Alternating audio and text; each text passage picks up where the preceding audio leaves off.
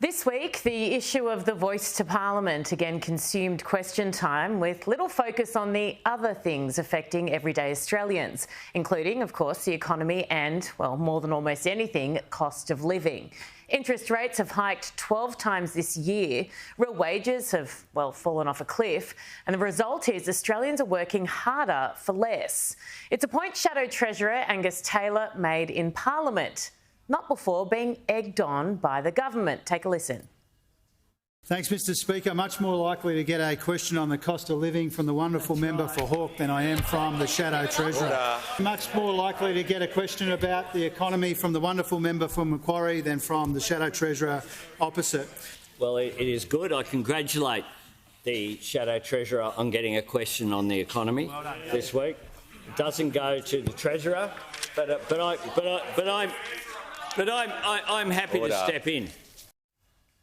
And the Shadow Treasurer, Angus Taylor, joins me now. Angus, thank you very much for coming on. I'm so confused by that narrative. Are they teasing you? What is it?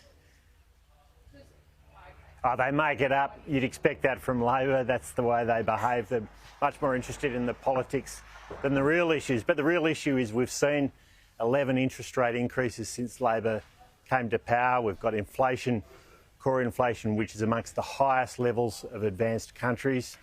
We've got productivity in collapse, real wages going backwards, and Australians are working more for less, Erin, and this is a major issue. I've asked many questions on this in question time of the Prime Minister and the Treasurer, and will continue to, because this is the number one issue facing Australians.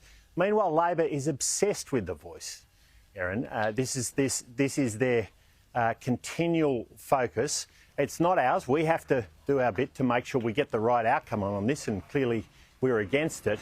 But we know the number one issue facing Australians is these cost of living pressures, and this is a government that is not dealing with the issues. Its policies are all wrong, and that's why they're getting the terrible outcomes on the economy that we're seeing. And at the same time, the economy is shuddering to a halt, Erin, absolutely shuddering to a halt. It's in a disastrous situation, and all Australians are paying a very high price for that.